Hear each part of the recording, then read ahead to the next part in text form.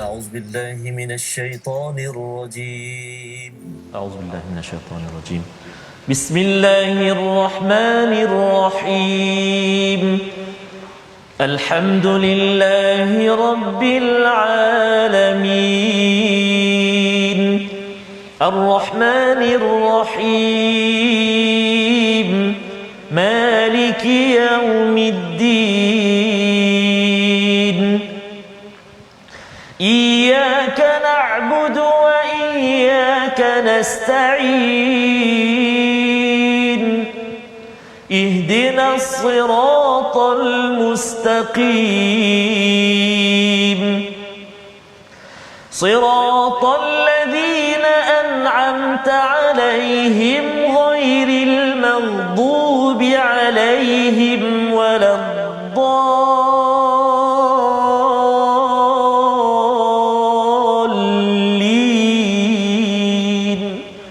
آمين صدق الله العظيم. Assalamualaikum warahmatullahi wabarakatuh. Alhamdulillah wassalatu wassalamu ala Rasulillah wa ala alihi wa man wala syada la ilaha illallah syada Muhammadan abduhu wa rasuluhu. Allahumma salli ala sayidina Muhammad wa ala alihi wa sahbihi ajma'in.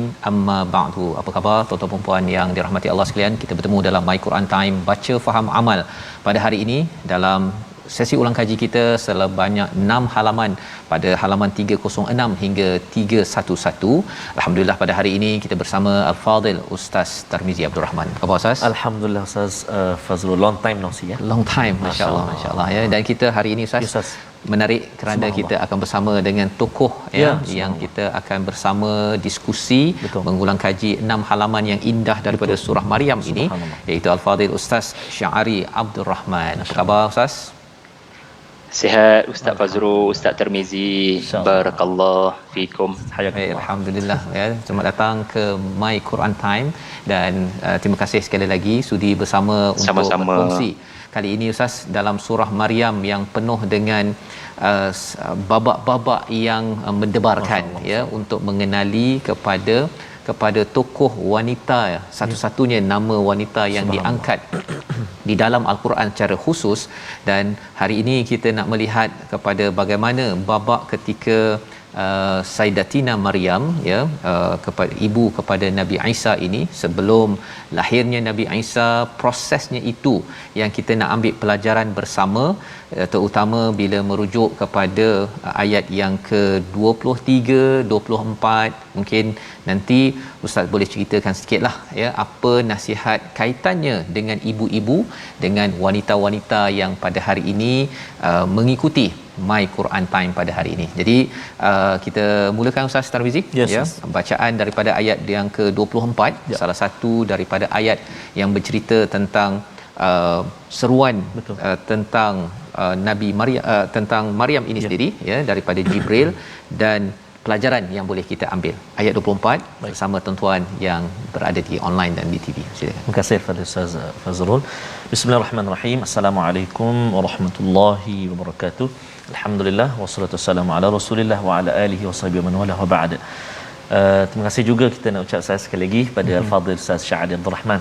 Ada yang tanya saya, Ustaz abang ustaz ke tu? Ada kaitan ke Ustaz? Ada kaitan, nama samalah, nama ayah sama. Subhanallah. Jadi subhanallah, terima kasih Fadil Ustaz Sya'ari berkesempatan pada hari ini, dan juga tuan-tuan dan puan sahabat Al-Quran yang dikasihi Allah Subhanahu Wa Taala sekalian, sedang buat apa tu?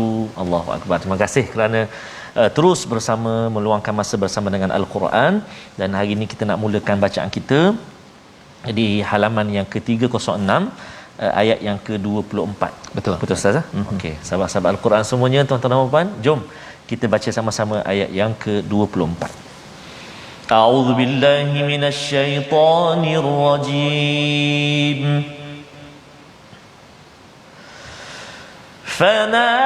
فناداها من تحتها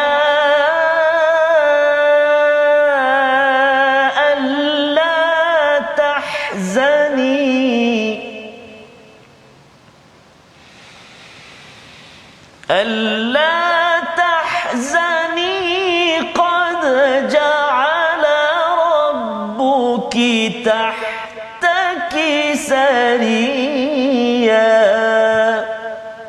صدق الله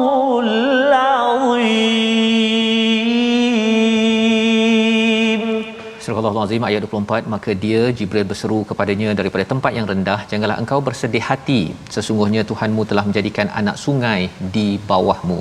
Jadi ini adalah terjemahan ringkas daripada ayat 24. Ingin kita dapatkan pencerahan daripada Al-Fadil Ustaz Syahri Abdul Rahman. Ustaz, bila bercerita tentang Sayyidatina Maryam, sudah tentunya banyak pelajaran. Ada yang mengaitkan ayat yang ke-22 23 tentang mental health, tentang kesihatan mental, bagaimana nak menguruskan pre ataupun postpartum, ya, sebelum dan selepas daripada melahirkan anak. Betul. Ya, kadang-kadang ada ibu yang terkena dengan sindrom tekanan, ya, cabaran, apatah lagi bila Sayyidatina Maryam ini tidak ada suami, dan ada yang kata salah satunya mungkin ada kaitan dengan Saria, anak sungai ini, ada kaitan dengan air. Kalau nak kurangkan stres sikit itu, lahirkan anak di dalam kolam yang ada air, ataupun dalam besin, ataupun dalam anak sungai mana-mana yang ada. Betul ke begitu? Saya silakan Ustaz Syahri untuk mencerahkan pelajaran daripada ayat ini sebenarnya. Silakan. Assalamualaikum warahmatullahi wabarakatuh. Terima kasih Ustaz Fazrul Ismail, Ustaz Termizi Abdul Rahman. Seronok dapat mendengar ayat-ayat bacaan tadi. Alhamdulillah, mudah-mudahan mendamaikan jiwa semua yang mendengar. Alhamdulillah. Ayat yang kita diperdengarkan tadi menceritakan tentang bapa yang berlaku kepada Maryam alaihissalam selepas melahirkan Isa ibnu Maryam, di mana Allah Ta'ala menyebut ada seseorang di bawah beliau, bawah Maryam, yang menenangkan Maryam. La tahzani. Para ulama mempunyai dua pandangan berdasarkan dua qiraat, ya. Man tahtiha, min tahtiha. Yang penting saya memilih pendapat yang menyatakan ia adalah suara anak beliau sendiri, Isa, yang menenangkan bondanya. Mama, jangan risau, ya, atas kelahiran saya. Ya. Segala yang mama risaukan iaitulah persepsi Bani Israel, tohmahan Bani Israel. Allah ada rencana untuk mama. Kemudian bayi yang sama berkata, qad ja'ala rabbuki tahtaki sariyah. Mama lihat, ini adalah bukti pertama mama tidak akan bersendirian. Iaitulah Allah jadikan di bawah bonda Sariyah, anak sungai. Jadi kalau kita nak ambil ayat ini untuk kita kata natural birth ataupun water birth, bagi saya tidak kena. Kalau kita nak buat natural birth ataupun water birth, silakan, cuma jangan gunakan ayat ini. Kerana semasa Maryam melahirkan anak anda beliau, air tidak ada. Air itu ada selepas melahirkan. Sebagai suatu bentuk keajaiban dan tanda-tanda kekuasaan Allah, maka Isa yang bayi berkata, mama tengok apa akan berlaku di bawah mama, ataupun tahta di sini bukan sekadar bermaksud di bawah tubuh Maryam al-Muqaddasah, tetapi tahta itu merujuk kepada ditundukkan sungai itu kepada mama. Maknanya air sungai itu ada, tidaklah jauh daripada lokasi Maryam. Maryam kan bersandar pada pohon tamar yang mati, dan sungai itu ada berdekatan, dan para ulama menyatakan air sungai itu sudah tidak berfungsi sebagaimana pokok tamar. Tetapi kerana Maryam, maka Allah datangkan air sungai itu kepada Maryam. Ibu lihat, bersebelahan dengan ibu ada air, maka air itu digunakan untuk membersihkan bondanya, ya, selepas melahirkan anak. Biasalah darah di sana sini, untuk bersihkan bayi dan untuk minum bagi tenaga. Jadi air itu wujud selepas daripada melahirkan, bukan semasa melahirkan. Jadi kita juga lihat pada ayat 26, Allah perintahkan menerusi Isa, fakuli washrabi. Maksudnya minumlah. Ini menunjukkan air itu sebelum daripada melahirkan ia tiada. Tetapi selepas diadakan Allah, barulah Allah memerintahkan Maryam, silakan minum. Air ini bukan air sebarangan. Air akan memberikan kamu kekuatan sebagaimana buah tamar yang digugur sebelum ni ada. Tiba-tiba ada buah tamar Masya Allah. kerana goncangan Maryam tersebut. Sama juga dengan sungai. Sebelum ni tiada, tiba-tiba ada. Jadi kita kena berhati-hati untuk menyatakan natural birth ke water birth ke, kerana dibimbangi tidak selari dengan maksud ayat. Begitulah Ustaz, wallahu alam. Baik, terima kasih ucapkan ya pada Ustaz Syahri untuk menjelaskan perkara ini agar ayat ini kita belajar dahulu. Ya, apakah pelajaran yang sedang disampaikan. Mesejnya ialah tentang bantuan Allah kepada Sayyidatina Maryam itu sendiri, dan bukanlah dengan mengambil pelbagai teknologi yang ada untuk ditolak-tolakkan kepada ayat yang ada. Mudah sikit laku Ustaz ya. Kita harapkan ianya tidak berlaku ataupun tidak berlaku dalam masyarakat kita secara sembrono begini. Baik. Jadi alhamdulillah itu antara perkara yang menarik, dan kalau kita lihat pada halaman 307, apa yang kita belajar ialah tentang peristiwa Nabi Isa bin Maryam yang boleh bercakap. Betul. Ya, dan salah satu mesejnya ada pada ayat yang ke-31.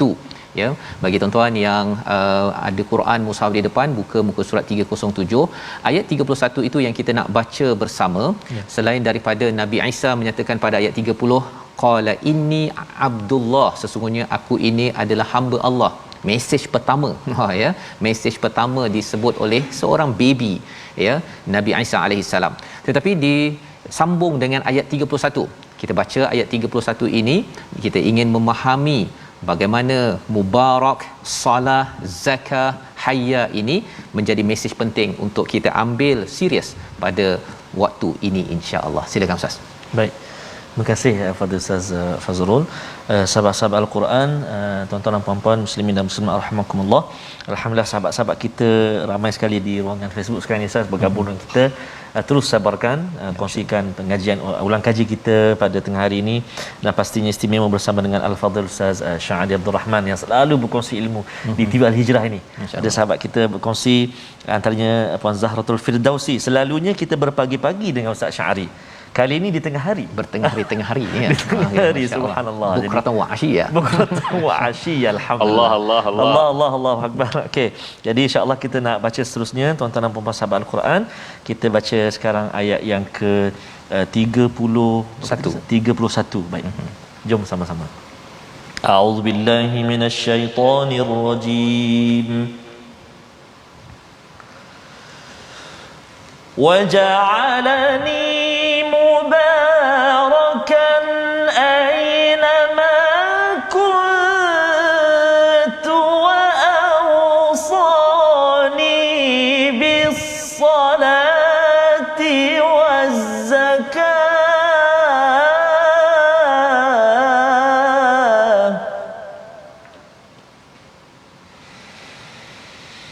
وجعلني مباركا أينما كنت وأوصاني بالصلاة والزكاة ما دمت حيا صدق الله العظيم. Surah Al-Azim ayat 31, dan dia menjadikan aku seorang yang diberkati di mana saja aku berada, dan dia memerintahkan kepadaku mendirikan solat dan menunaikan zakat selama aku hidup. Ini adalah perkataan daripada seorang baby Ustaz ya. Yang panjang pula jawapannya tu ya. Nak memahami sebenarnya apa maksud Allah jadikanku ini mubarak ya, dan pada aina kuntu, dan juga wa ausani bis salah. Silakan Ustaz Syahri. Alhamdulillah Ustaz Fazrul yang saya hormati, Ustaz Tirmizi, Abdul Rahman, seluruh yang menonton rahimakumullah. Mubarakan waja'alani mubarakan. Mubarakan ini mempunyai 3 tafsiran setakat yang saya bacalah. Tafsiran yang pertama adalah Allah menjadikan aku Isa ibnu Maryam di mana jua aku berada, mereka yang bersama denganku tidak akan menghadapi kebuluran dan kesakitan. Sebab itulah Allah kurniakan kepada Nabi Isa mukjizat. seperti menurunkan makanan daripada langit, seperti merawat sakit sopak, sakit buta. Ayat-ayat Allah Ta'ala ini adalah untuk menunjukkan sesiapa yang beriman kepada Isa, yang bersama dengan Isa, Allah akan kurniakan kepadanya barakah dari sudut rezeki-rezeki keduniaan yang kita boleh nampak. Semua sedia maklum juga surah At-Tin, ya, para ulama ada yang mentafsirkan ayat pertama surah At-Tin merujuk kepada lokasi perjuangan Nabi Isa. Wat-tini waz-zaitun. Ini menunjukkan sesiapa yang beriman kepada Isa, Allah akan hilangkan daripadanya keburukan-keburukan dunia seperti kelaparan, kebuluran dan kesakitan. Semoga kita dikurniakan daripada mereka yang kepada Isa bin Maryam semasa baginda turun dan diutuskan kali kedua di akhir zaman. Ma dumtu hayya tidak hanya merujuk kepada zaman Nabi Isa yang sudah berlalu, iaitulah 30 tahun sebagai Rasul Bani Israel yang terakhir. Tetapi jangan lupa madum tu hayya juga merujuk kepada baginda turun kali kedua nanti. Ya. Yang kedua ditafsirkan mubarakan ini oleh Al-Imam At-Tabari rahimahullah sebagai al-amru bil ma'ruf wan nahyu 'anil munkar. Di mana sahaja aku berpijak, di situlah manusia akan melakukan kebaikan berdasarkan suruhan agama, meninggalkan keburukan yang disuruh oleh agama. Jadi Nabi Isa akan menjadi guru besar yang manusia tidak akan berani melakukan kemungkaran di hadapannya. Ya, ini antara keberkatan Nabi Isa. Ya, ayat sebelumnya berbicara tentang aku dikurniakan Alkitab, aku dijadikan guru yang mengajar Alkitab. Tetapi berapa ramai guru-guru yang mengajar, apa yang diajar tidak diamalkan oleh pelajar. Tetapi barakah Nabi Isa adalah di mana jua baginda akan berada nanti, di situlah akan berlakunya pengamalan kepada ilmu yang diajar.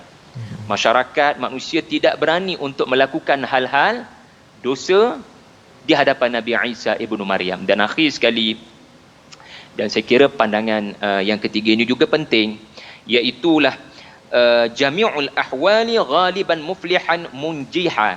Maksudnya di mana jua aku berada nanti, aku tidak akan boleh dikalahkan.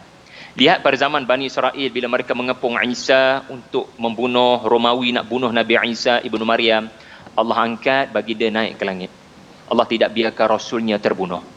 Dan itulah juga yang akan berlaku di akhir zaman nanti. Jadi ucapan bayi ini bukan ucapan sebarangan, ucapan bayi yang berbicara tentang masa depan, yang barangkali berlaku 2000 tahun selepas beliau berucap sebagai bayi, iaitulah beliau takkan boleh dikalahkan. Sebab itulah dalam hadis-hadis yang sahih, Isa ibnu Maryam membunuh Dajjal dan doanya menyebabkan terbunuhnya Ya'juj dan Ma'juj, dan dunia diberikan keamanan di bawah Isa ibnu Maryam, insya-Allah. Insya-Allah. Allah alam Ustaz. Ucapkan pada Ustaz Syahri Ustaz ya, membawakan perspektif ataupun apakah makna di sebalik mubarak ya. Biasanya kita bercakap tentang Quran sebagai sumber barakah, mubarak. Kan kali ini bila dijadikan Nabi Isa tu mubarak, maksudnya keimanan pada Al-Quran ini selari dengan keimanan pada Nabi Isa yang akan membawakan barakah Ustaz ya, yang Allah izinkan. Kalau tadi pendapat pertama untuk dunia aman, yang kedua tadi itu dari segi amalan kebaikan dan meninggalkan kemungkaran, dan yang ketiga tadi tidak dikalahkan. Jadi kalau kita nak menang, kita kena dapatkan mubarak-mubarak yang ada di dalam Al-Quran ini, dan salah satunya daripada panduan ayat 31 tadi sudah tentunya dispesifikkan lagi dengan solat, zakat sebagai senarai semak bagi kita dalam keluarga kita masing-masing, dan insya-Allah kita doakan agar kita dapat mengikuti jejak Nabi Isa, salah seorang nabi yang kita imani pada setiap hari. Jadi kita nak meneruskan Ustaz ya, kepada halaman yang ke-308. Kalau kita lihat 308 ini transisi kepada legasi seterusnya. Kalau tadi legasi daripada Nabi Zakaria pada awal surah Maryam, kemudian Maryam dan juga Isa, Kali ini kita berpindah pada seorang tokoh yang bernama Ibrahim. Ya, Bersama dengan ayah. Walaupun ayahnya tak berapa nak okey, tetapi si anaknya okey, kesannya ialah anak-anak dan cucu cicitnya okey, ya. Itu sebabnya iman kepada Allah ini, amal soleh ini memainkan peranan penting untuk kita kuatkan. Jadi kita nak baca ayat 41 pada halaman 308. Ayatnya 41 ini pendek sahaja, tapi kalau boleh Ustaz bawakan dulu ayat 40 dan 41 sebagai panduan, kerana kita nak melihat beza di antara si ayah dengan si anak. Ayah pada ayat 41, nanti si anaknya ni salah satunya pada ayat yang ke-54 halaman seterusnya. Kita baca dahulu ayat 40 41. Nak melihat perkataan siddiqan nabiyya, apa maksud sebenarnya. Silakan Ustaz. Baik, terima kasih Al-Fadhil Ustaz Fazrul. Khususnya tuan-tuan dan puan-puan sahabat-sahabat Al-Quran yang dikasihi oleh Allah Subhanahu Wa Taala sekalian, tak lupa Fadhil Ustaz Sya'ari. Kita nak melihat sekarang ni ayat yang ke-40 dan 41. Betul Ustaz ya. Tadi mula tadi saya dah baca dengan Bayati, kemudian sebentar tadi Hijaz. Sekarang ni kita nak cuba pula Taranum Nahawan Taranum Nahawan. Ini kita baca secara mujawad. Wah, jadi ini masanya tuan-tuan dan puan-puan nak test suara kat rumah tu. Biar bergema sikit. Dan ini ayat 40 di hujung tu ada mad arid li sukun. Betul. Kalau 41 hujungnya iwad. Jadi masya-Allah. Ada beza Ustaz ni. Ada beza. Jadi kita pilih dua ayat lah. Kena hati-hati. Ada perbezaan mad arid li sukun, lepas tu kita baca dengan mad iwad. Kadar mad dia. Jom kita cuba praktikkan. A'udzubillahi minasyaitonirrajim. Inna nahnu narithul arda wa man 'alayha wa ilayna yurja'un.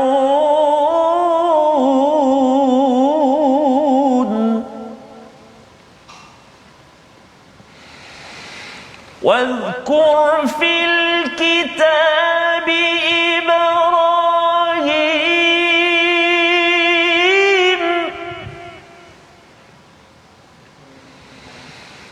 واذكر في الكتاب إبراهيم إنه كان صديقا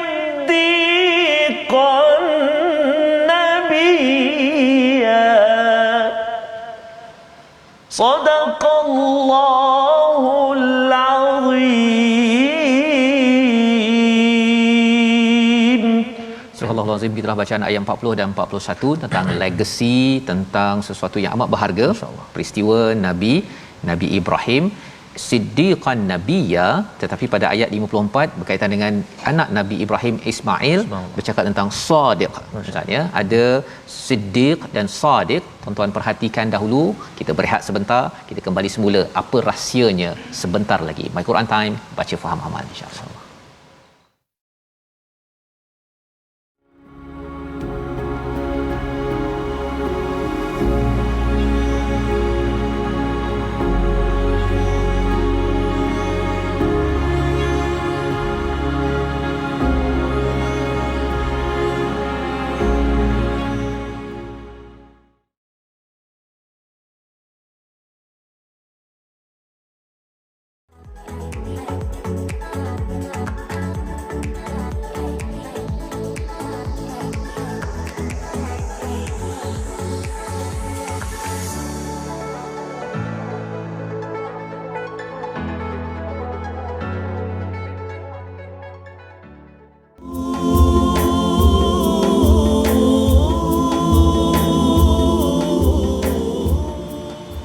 Dan hari ini pun memang kita berkisar Ustaz Rasul-Rasul, dan di sebalik Rasul-Rasul itu ada wanita-wanita yang hebat Ustaz. Ya, Nabi Isa di sebaliknya itu ibu. Betul.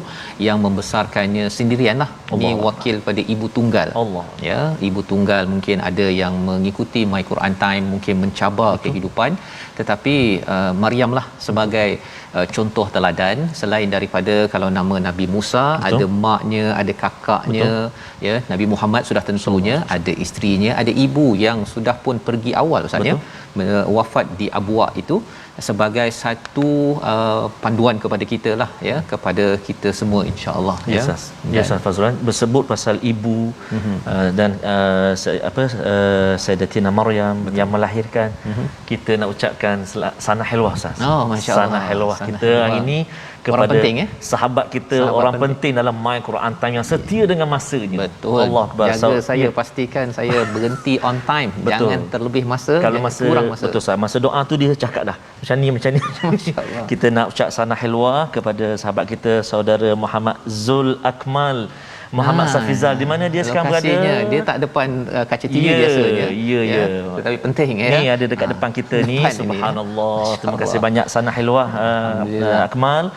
Moga terus bersama dengan Al-Quran, committed bersama dengan Al-Quran. Dan juga Ustaz, kebetulan hari ni Ustaz, anak-anak saya pun semua bulan 10 Ustaz. Hari ni Sakif 2 bulan 10, Naura 2 bulan 10 dan kakak dia Uzma 7 hari bulan 10. Okey, masya-Allah. Dan juga tadi kita baca, saya ada baca tadi kalimah wadhkur fil kitabi Ibrahim. Betul, Ustaz. Anak Ustaz Fazrul juga Ibrahim 3 hari bulan 10 besok. Ya, besok jadi kita semua sana hilwah.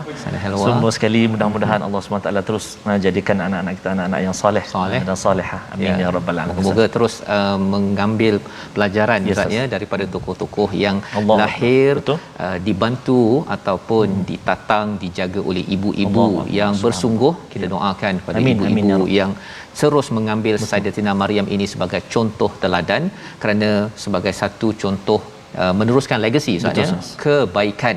Dan sudah tentunya Nabi Ibrahim lahir juga daripada satu perut ibu yang walaupun ayahnya buat perangai, tapi cara dia bercakap itu pada ayahnya itu tetap indah. Jadi sebabnya kita nak belajar apa yang dimaksudkan dengan perkataan siddiqan, ya. Kalau kita lihat kepada ayat yang ke 41, siddiqan nabiyya, tetapi anak kepada Nabi Ibrahim, Ismail, ini digelar sebagai sadiqal wa'd pada ayat yang ke-54. Kita bersama dengan Ustaz Syari untuk mendapatkan pencerahan perkara ini. Silakan Ustaz. Sana hilwah kepada anak-anak Ustaz Fazrul, Ustaz Tarmizi, barakallahu fikum. Baik, siddiqan bermaksud benar dan membenarkan. Okey, saya percaya Al-Quran bila berkata taatilah ibu bapa, cakap dengan baik pada ibu bapa. Jadi saya percaya itu adalah wasiat yang benar. Tetapi mampukah anda membenarkan ayat tersebut dalam kehidupan? Maka kalau anda membenarkan dalam kehidupan, dalam tingkah laku anda, itu sudah nama siddiq. Bukan semata-mata orang yang percaya. Saya sebut begini kerana dalam cerita sebelum cerita Ibrahim alaihissalam, as-siddiq, Ibrahim kana siddiqan, ada cerita Maryam, ya, siddiqah. Maryam juga mendapat gelaran siddiqah kalau kita rujuk kepada surah Al-Maidah ayat 75. Jadi tokoh-tokoh yang dipaparkan dalam surah Maryam ini memang mendapat gelaran siddiq. Di mana Maryam, anak beliau Isa, ya, Isa sangat menegaskan sifatnya berbuat baik kepada ibunya. Sebab ibunya, ya, adalah tokoh wanita yang dimuliakan. Jadi kadang-kadang kita ni anak akan menghormati ibu bapa, ya, bila ibu bapa kita baik. Tapi kalau ibu bapa kita tak baik, macam mana? Lalu datanglah cerita Nabi Ibrahim. Di mana baginda berhadapan dengan ayah yang Ustaz Fazrul sebutkan tadi, iaitulah yang ada karenah, yang benci, memerangi Islam sampai menghalau keluar Nabi Ibrahim. Ibrahim kekal siddiq. Dia percaya ayat Allah tentang birrul walidain itu benar, dan dia membenarkan. Dia membenarkan. Allah tunjukkan bagi dia membenarkan akhlak yang baik kepada ibu bapa, tidak berkata uffin kepada ibu bapa. Kemudian mengapa pula Ismail, Ustaz Fazrul tanya tadi, Ismail alaihissalam diberikan gelaran bukan siddiq tetapi sadiq. Siddiq dia lebih powerful daripada sadiq. Itu kata para ulama tafsir. Sebab siddiq ini adalah sirah mubalaghah yang menunjukkan amat-amat benar. Mudah fahamnya begini. Sadiq, adanya pihak lain yang menyebabkan anda dilihat membenarkan janji. Sadiq membenarkan janji sebab ada pihak lain datang, iaitulah ayah. Ayah kata nak, ayah mimpi ayah kena sembelih kamu ni. Kamu okey ke? Jadi kata Ismail alaihi salam, if'al ma tu'mar satajiduni insyaallah minas sabirin. Dan falamma aslama wa talahu lil jabin, Ismail menunaikan janji. Kerana ada pihak yang mahu melihat beliau menunaikan janji ataupun tidak, dan ternyata pihak itu Nabi Ibrahim dan anaknya telah menunaikan janji, maka gelarannya Sadiq. Tetapi Siddiq dia lebih tinggi daripada itu, ustaz. Iaitulah ada orang ke, tak ada orang ke, saya tetap membenarkan apa yang Tuhan kata. Jadi tokoh-tokoh seperti Ibrahim dan Maryam adalah Siddiq, ya, di mana mereka tidak peduli siapa di sekeliling mereka, yang penting mereka akan membenarkan. Contoh, ya, Ibrahim berkata dalam hatinya, wallahi la akidanna asnamakum, aku akan buat sesuatu kepada berhala-berhala kamu. Dia cakap dengan diri sendiri, dia tak umumkan kepada orang lain. Tetapi dia membenarkan ke tidak? Dia membenarkan dengan memecahkan berhala. Jadi orang menagih dia menunaikan janji ataupun tidak ada orang menagih dia menunaikan janji, dia tetap benar dalam apa pun keadaan. Itu Siddiq, benar dalam apa pun keadaan. InsyaAllah. Terima kasih ucapkan pada Ustaz Syahri. Dan mungkin sikit tambahan Ustaz Syahri, pada ayat yang ke-56 itu ada perkataan Nabi Idris pula masih lagi siddiqan nabiyya. Cerita sikit kan apa yang menyebabkan Nabi Idris ni dapat juga status siddiqan nabiyya seperti Nabi Ibrahim. Kita tak diberitahu banyak tentang Nabi Idris alaihi salam. Ini cabaran. Tetapi apabila ia diletakkan selepas cerita Nabi Ibrahim alaihi salam, para ulama berpandangan Idris alaihi salam selepas zaman Nabi Ibrahim alaihi salam. Apa yang biasa saya belajar dulu memang sebagaimana nasyid Ustaz Tarmizi tadilah, iaitulah Idris, Adam Idris. Saya pun begitu belajar sebelum ni. Tetapi bila kaji lain, ya? Beliau menurut pendapat sebahagian para ulama seperti Dr. Salah Abdul Fattah Al-Khalidi, beliau ni nabi besar Bani Israel. Diutuskan kepada Bani Israel yang rosak perangai. Jadi beliau menghadapi dalam rumah tangga beliau sendiri macam Nabi Ibrahim. So that's why Idris muncul selepas cerita Nabi Ibrahim. Sebab berdepan dengan orang-orang munafik, orang-orang yang khianat dalam rumah tangga orang Islam sendiri. Dan Siddiq menunjukkan ada cabaran besar berlaku kepada Nabi Idris hingga Allah Ta'ala wa rafa'nahu makanan 'aliyya. Para ulama dalam kumpulan ini menyatakan beliau wafat. Beliau telah wafat akibat daripada perjuangan ini, dan Allah angkat beliau sebagai manusia meninggal dunia. Ya, tetapi Isa tidak sama dengan situasi Idris. Isa diangkat dalam keadaan hidup.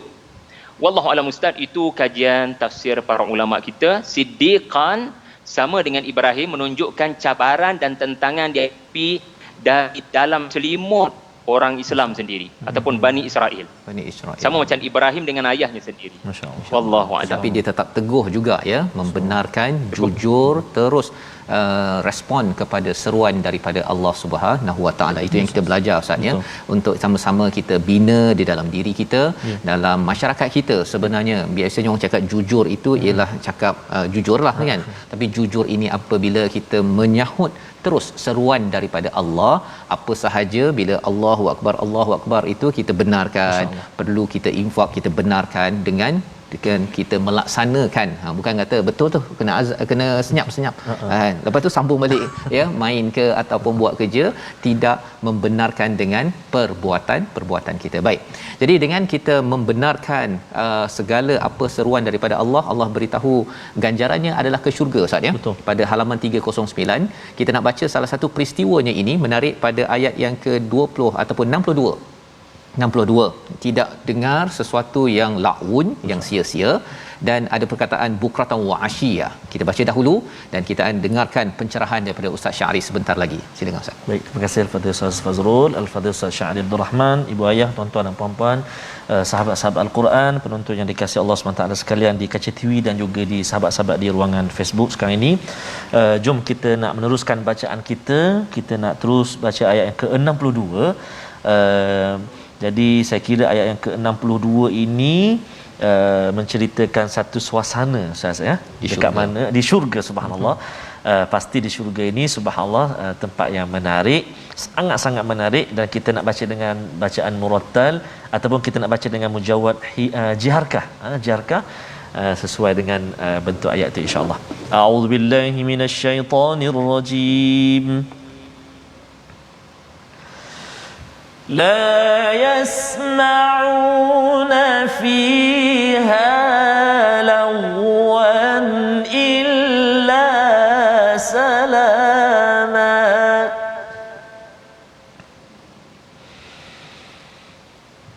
لا يسمعون فيها لغوا إلا سلاما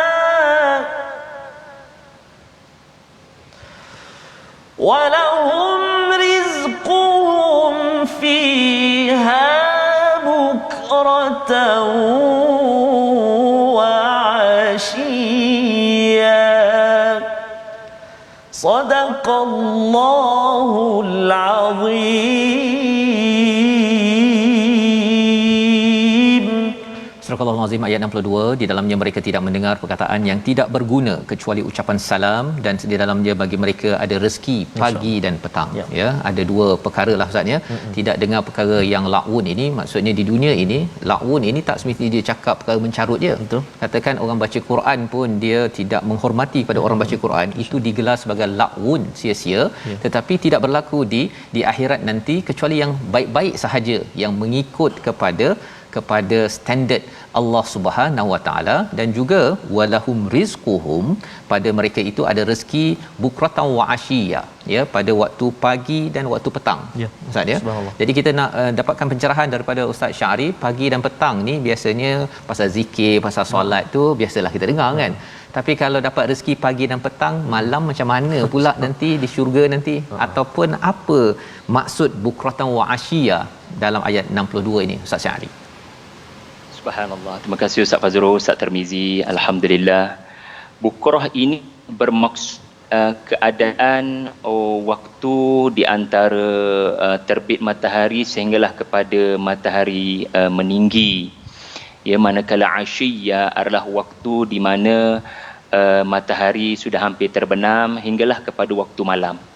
Jadi bukrah itu ini dalam tafsir Mafatih Al-Ghaib, tafsir Ar-Razi, beliau menyatakan orang Arab ni makan paling meriah adalah pada waktu pagi dan pada waktu petang. Jadi apa yang nak digambarkan ataupun kiasan kepada kemeriahan makan-makan. Saya rasa kita tak susah nak bayangkan situasi itu sebab kita dah makin longgar SOP. Jadi kemungkinan boleh makan-makan di restoran-restoran. Apa perasaan kan? Memang betul lah yang jadi, dinantikan. Seronok. Betul Ustaz, seronok. Jadi apa yang di-messagekan daripada ayat ini adalah kemeriahan majlis makan-makan. Kemeriahan. Seronok. Dan yang kedua Ustaz, perasan kan ayat 62 ni, bukratan wa asyiyya, ada kena-mengena tak dengan ayat 11? Iaitulah Nabi Zakaria alaihi salam, Allah Taala sebut, ya, beliau tidak boleh bercakap-cakap dalam 3 hari. Dan beliau hanya mampu memberikan isyarat, ya, untuk bertasbih kepada kaumnya pagi dan petang. Kenapa itu berlaku? Kerana tanda engkau dapat rezeki anak.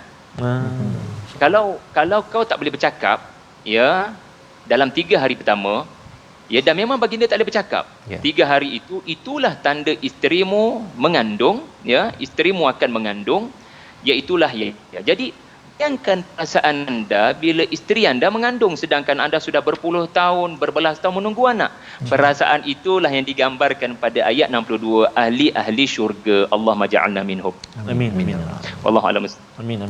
Jadi terima kasih ucapkan pada Ustaz Syahri yang menjelaskan tadi tentang tanda dapat rezeki Ustaz ya. Di dunia dapat rezeki pada Nabi Zakaria tu tak boleh bercakap. Bukratan wa asyiyya. ya. Rupanya bukratan wa asyiyah di akhirat nanti itu adalah lambang rezeki juga. Rezeki mewah meriah, boleh dine in. Ya, boleh dine in di syurga. Di sini masih lagi ikut SOP. Jangan tak ikut SOP. Tetapi di sana tidak ada SOP lagi dah, ya. Tidak perlu lagi bekerja, subhanallah. Kerana apa? Kerana banyak melakukan perkara-perkara salam di atas dunia ini, berzikir dan tidak melakukan perkara laun, Ustaz, ya. Walaupun dunia penuh dengan laun, perkara sia-sia, tetapi kita memilih untuk solat pada waktunya, berzikir kepada Allah Subhanahu Wa Taala. Jadi inilah yang kita belajar. Kita tidak mahu jadi orang yang kira rugilah, Ustaz, ya. Rugi. Dan kalau kita tengok pada halaman 310, ada satu istilah rugi ini diwakili oleh perkataan jithiyah. Jithiyah tu Berlutut. Berlutut kalau kita lihat pada ayat yang ke-68 dan juga ayat yang ke-72. Jadi kita nak baca ayat 72 lah, Ustaz, ya. Dia boleh mana-mana ayat, tapi kita ambil ayat 72 itu. Satu ayat yang amat penting untuk kita beri perhatian, untuk kita menghargai apa maksud jithiyah ini sebenarnya. Silakan, Ustaz, ayat 72. Terima kasih kepada Ustaz Fazrul, Al-Fadhil Ustaz Syahri Abdul Rahman. Tuan-tuan dan puan-puan muslimin dan muslimat, sahabat-sahabat Al-Quran yang dikasihi Allah Subhanahu taala sekalian, kita terus cuba kita baca sama-sama ayat yang ke-72. Kita cuba pula dengan bacaan sikah, insya-Allah. A'udzubillahi minasyaitonirrajim. ثم ننجي الذين اتقوا ونذر الظالمين فيها جثيا صدق الله العظيم. Surah Al-Azim ayat 72. Kemudian kami akan menyelamatkan orang-orang yang bertakwa dan membiarkan orang-orang yang zalim di dalam neraka dalam keadaan berlutut kepada Allah Subhanahu Wa Taala. Kita inginkan pencerahan daripada Ustaz Syahri. Surah Maryam ini dekat dengan orang Kristian, ya, orang Nasrani. Dan apa kaitan jithiyah dua kali ada di dalam ayat ini, dan ada kaitan ke mesej kepada orang Nasrani dan juga mesej kepada kita umat Islam agar jangan engkar ataupun leka daripada dua jithiyah yang ada pada halaman 310 ini. Silakan, Ustaz. Alhamdulillah. Pertama sekali jithiyah ayat 68, ada sekali lagi jithiyah pada ayat 72. Tetapi suasana berbeza. Saya bagi metafora. Nak masuk Dewan Peperiksaan, subjek yang sangat menyusahkan. Zaman saya dulu ustaz sekolah adalah subjek macam matematik tambahan. Jadi sangat gurun. Jadi bila kita ni takut dengan subjek tu, kita barangkali bergetar-getar lutut ni. Jadi satu istilah dalam Al-Quran adalah melutut. Ya, kerana takut amat sangat sampai tak nak bergerak, terpaksa diheret. Jadi jathiyah sebagai contoh dalam Al-Quran ada surah Al-Jathiyah yang merujuk kepada keadaan manusia semasa dihisap, sebelum dihisap mereka tidak sanggup untuk dihisap. Jadi ketakutan itu menyebabkan mereka melutut. Jadi jithiyah yang pertama menggambarkan ketakutan, tetapi belum lagi diadab. Adapun jithiyah pada ayat 72, anda keluar daripada Dewan Peperiksaan, memang terbukti anda gagal jawab dengan baik, anda menyesal, mengetuk-ngetuk kepala, juga dalam keadaan melutut. Jadi ia adalah gambaran selepas diazab ataupun semasa sudah berada di dalam neraka. So jithiyah yang kedua merujuk kepada melutut akibat daripada keletihan, kepenatan, tak boleh nak buat apa dah. Kerana diserang oleh api neraka dari segenap arah. Na'udzubillah. Itulah perbezaan di Ustaz. Baik, terima kasih ucapkan pada Ustaz Syahri, ya. Sebelum kena dah berlutut, ya, lepas tu dah kena, Ustaz, ya. Diharapkan kita di sini kalau kita berlutut ataupun kita bersujud, ya, tidak sampai kita jauhlah, Ustaz, ya, daripada berlutut di sekitar Jahannam ataupun masuk di sana nanti, naudzubillah min zalik, dengan kita mengambil apa yang diperincikan di dalam surah Maryam ini. Kita mengucapkan terima kasih kepada Ustaz Syahri untuk bersama pada hari ini. Kita mengambil 1-2 permata, Ustaz, ya, yang sebenarnya beribu-ribu, berjuta-juta di dalam surah ini, yang harapnya ia memberi manfaat. Kita doakan Allah izinkan kita terus mencedok hidayah daripada surah ini. Silakan, Ustaz. Amin. أعوذ بالله من الشيطان الرجيم بسم الله الرحمن الرحيم الحمد لله رب العالمين والصلاة والسلام على رسول الله الأمين سيدنا محمد وعلى آله وصحبه أجمعين. Ampun dosa kami ya Allah, ampun dosa ibu bapa kami ya Allah. Ya Allah ya Tuhan kami, jadikan anak-anak kami zuriat keturunan kami zuriat yang mendirikan salat, menjaga salat ya Allah. Jadikan anak-anak kami anak-anak yang saleh dan salihah birahmatik ya arhamar rahimin. Allahumma inna na'udzubika minal barasi wal junun wal judhami wa min sayyi'il asqam. Wa sallallahu ala sayyidina Muhammadin wa ala alihi wa sahbihi wa baraka wa sallam. Walhamdulillahi rabbil alamin. Qabbarallah minna wa minkum taqabbal ya karim. Terima kasih diucapkan pada Ustaz Syahri, Abdul Rahman dan juga Ustaz Tarmizi bersama pada hari ini ya, dan kita doakan Allah memberikan kita hidayah demi hidayah. Amin. Dapat menjejak kepada contoh sunnah daripada Sayyidatina Maryam, nabi-nabi yang dibincangkan sebentar tadi. Inilah yang kita ingin gerakkan dalam tabung gerakan Al-Quran. Sumbangan tuan-tuan adalah untuk kita sama-sama beraksi ya, mengambil tindakan seperti nabi-nabi terdahulu, mengambil tindakan untuk memperjuangkan akidah menuju Tuhan Allah Subhanahu Wa Taala. Kita bertemu lagi dalam siaran ulangan pada malam ini pagi esok, dan jangan lupa untuk besok kita masuk menyambung lagi Ustaz ya. Kisah seterusnya yang menarik dalam My Quran Time, baca faham amal insya-Allah.